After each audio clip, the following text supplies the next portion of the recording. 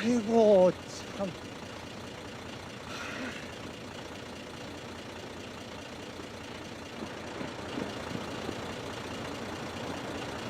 에이, 재수 없으려니까 진짜. Hello everyone, this is 17 Stages of Story and you are watching the hero's journey breakdown for Train to Busan. Why Train to Busan? Well, first of all, it's one of the greatest zombie movies of all time. Second, it was the highest grossing movie in South Korea in 2016, and I think the main character's hero's journey has a lot to do with that.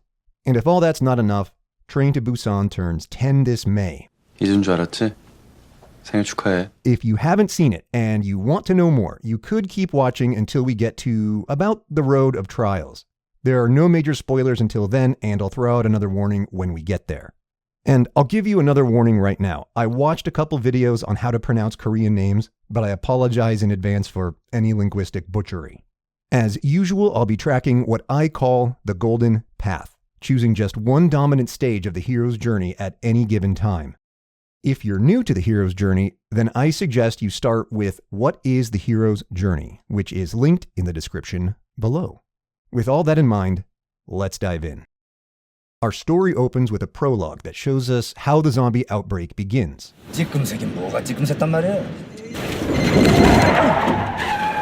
Details that will become relevant to our hero's character arc, so keep that in mind. We meet our hero, Sak-woo, wheeling and dealing in his office. This is his ordinary world. He's a divorced fund manager who makes a great living but neglects his young daughter, Soo-an. The call to adventure begins when his ex-wife asks him if he knows that Soo-an wants to visit her in Busan for her birthday, which is tomorrow. 수환이가 내일 여길 오겠대. 자기 혼자서라도. 알고 있었어? 애가 혼자 어딜 가? 그럼 당신이 데려오든가. 오고 싶대잖아. 내일 안 돼. So, just for fun, I'm going to say the refusal of the call begins when he literally terminates the call. Surely that will make the problem go away. He brings Soo-an a present for her birthday. This is where I think supernatural aid takes over, even though there's another brief reiteration of the call and refusal. It turns out he already bought her the exact same thing earlier that same year and forgot about it. 원하는 거 있으면 말해봐. 부산. Now, we're just 11 minutes in when our heroes begin crossing the first threshold. The universe tries to warn them that something is wrong, but they press on anyway, heedless of the signs. 수아라, 저기 무슨 일 났나 봐. This is a great example of our heroes stumbling into the extraordinary world by accident, like Alice down the rabbit hole, or the Pevensey kids discovering Narnia. When heroes cross the first threshold by accident, there's usually a lot more writing on their belly of the whale experience. In Train to Busan, their sink-or-swim belly of the whale begins the moment the doors close, trapping them on the train with their first zombie, which soon becomes many zombies. They're not technically underground for the duration of the sequence, but the movie does show you how they had to descend a long flight of stairs to board the train. And once aboard, they're trapped in an enclosed space with creatures threatening to devour them. Textbook belly of the whale. There's the slow buildup, then the disorienting terror of the initial outbreak, and finally a moment of calm and reorientation. They reach that moment of calm when Sak-woo escapes with Soo-an into another car and close the door on two other survivors, Song-hwa and his pregnant wife, Song-kyung. I really like how they try to literally paper over the problem. To the extent that the zombies represent our hero's inner demons, it's symbolically correct. Once the immediate danger has passed, there's an attempt at psychological reorientation, but our hero won't have it. 너 나한테 할 얘기 좀 있지 않으세요? 무슨 소리야? 이 새끼 봐라 이거. 사람이 뛰어오는데 코앞에서 문을 닫아? 돌았냐 이 새끼야? 그거 말 조심해요. 당신만 위험했던 거 아니니까. In fact, he tries to drag his daughter back into his frame of reference. 지금 같은 때는 자기 자신이 제일 우선이야. 알았어? On a more practical level, we also get a dubious belly of the whale moment for everyone on the train when an emergency government broadcast paints a highly inaccurate picture of the extraordinary world they've entered. Nevertheless, our heroes now have a goal of reaching a safe zone and start working toward it. The road of trials begins. But our hero has a slightly different goal than everyone else. He's been told by an insider that survivors will be put into quarantine, so he breaks off from the main group without telling anyone. But both strategies were doomed to fail from the start because their first destination is overrun. This is their meeting with the goddess. There was no pot of gold at the end of the rainbow, just monsters. This kicks off the Woman as the Temptress stage. During the chaos, our core group is separated. Su-an, Sung-kyung, In-gil, and an unnamed homeless man are trapped behind enemy lines. So, Sak-woo, Sang-hwa, and a high school baseball player team up to rescue them. When they reach the other survivors, we're really close to the midpoint of the movie, and the reunion has strong meeting with the goddess energy. A father rescues his daughter, and a husband rescues his wife. On top of that, we even see Sak-woo earn Sang-hwa's respect. 네가 왜 그렇게 길을 쓰고 사는지 알게 되지 않겠냐. 아빠들은 원래 맨날 욕먹고 인정 못 받고 그래도. But strictly speaking, this sequence depicts our heroes dealing with a complication that arose out of their failure to achieve their overarching goal. And technically, the rescue isn't even complete. They still have to get back to the front of the train. Meanwhile, the driver receives confirmation that they have a new destination, a new goal. Make it all the way to Busan. It's not directly related to the rescue sequence, but this happens a lot at the midpoint of the movie, after a prerequisite goal is achieved or an initial goal fails. Eventually, our heroes make it all the way back to the other survivors, only to find the door blocked. Why? Well, it turns out that Yeon-soo, your typical mustache-twirling evil CEO type, has convinced the survivors that the rescue party might bring the infection back with them. The blocked door delays their escape, which leads to the death of Sang-hwa and In-gil. It's a huge blow, but we haven't arrived at the atonement just yet. They eventually get through the blocked door, only to be forced to isolate themselves in the next car up. Meanwhile, In-gil's sister, Jong-gil, has watched all this unfold with disgust and, distraught by the death of her sister, decides to end her own life by letting the zombies in. It's a hell of an atonement for this pack of desperate survivors, but it's not on our hero's golden path. Instead, we get an unconventional reversal. In a moment of calm, Sak-woo promises his daughter that he'll always be there for her, 아빠가 엄마한테 꼭 데려다 줄게.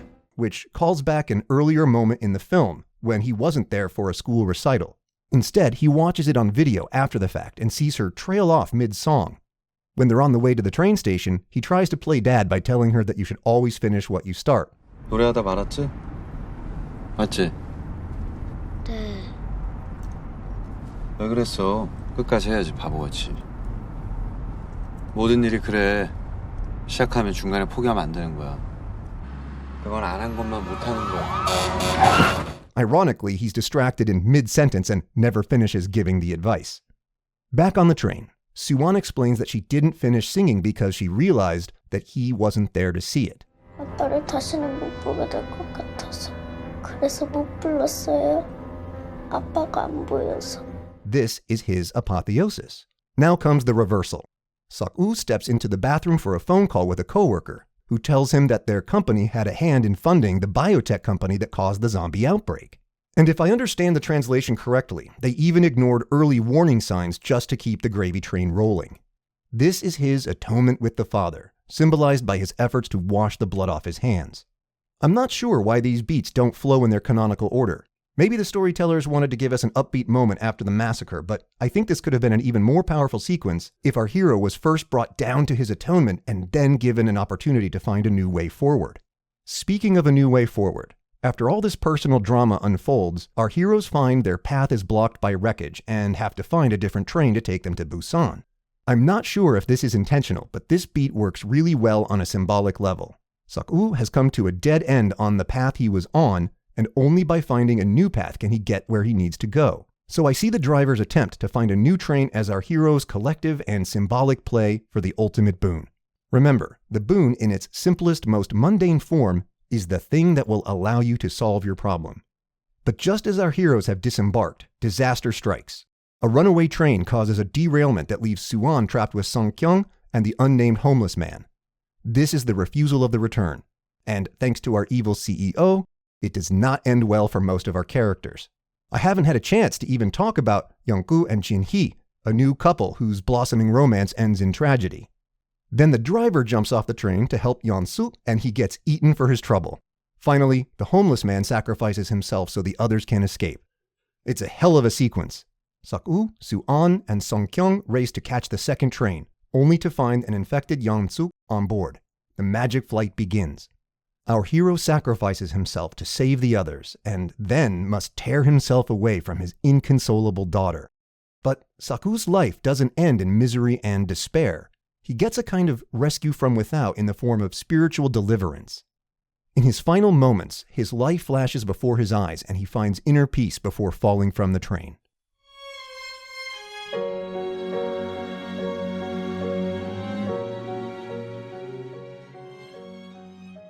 It's the most tear-jerking scene I've ever seen in a horror movie. This leaves Soo-an and Sung-kyung to cross the return threshold. It's a great touch that their journey ends at a river that leads into a tunnel. Like the river Styx, this is the boundary between the land of the dead and the land of the living. And there's no reason in particular why this scene had to be set at this exact location, so I bet it was consciously done. It turns out that a batch of Threshold Guardians are waiting on the other side of the tunnel, with strict orders to kill anything they can't verify as human. But Soo-an becomes master of the two worlds when she begins to sing the song she couldn't finish at her school recital.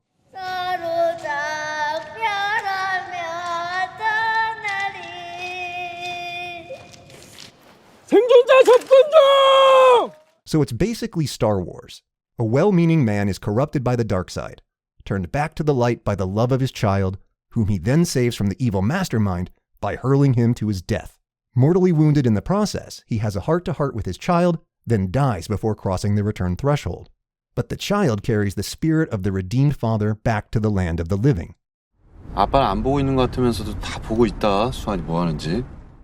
Anyway, the Threshold Guardians recognize her as human and they race into the tunnel to help. You could make a strong case that the movie ends on Master of the Two Worlds, but there's one extra beat that makes me want to add freedom to live to the golden path. She finishes her song, wipes her tears away, and looks up at the approaching men. She's done applying the boon and a new equilibrium is established. And if you didn't cry when her father died, you get one more chance right here.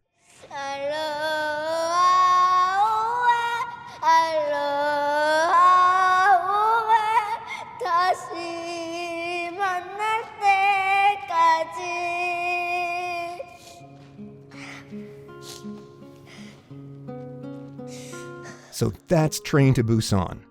What a ride. It's more than a horror movie. It's a tear-jerking family survival drama about a neglectful father who learns to be a better man in a time of crisis. Great performances, scary set pieces, and a moving finale that feels earned thanks to a strong hero's journey of redemption for our protagonist. If you got something out of this breakdown, I hope you'll comment, subscribe, smash that like button, or share this video with a friend. This was the 17 stages of story in Train to Busan. Thanks for watching, and I'll see you all next time.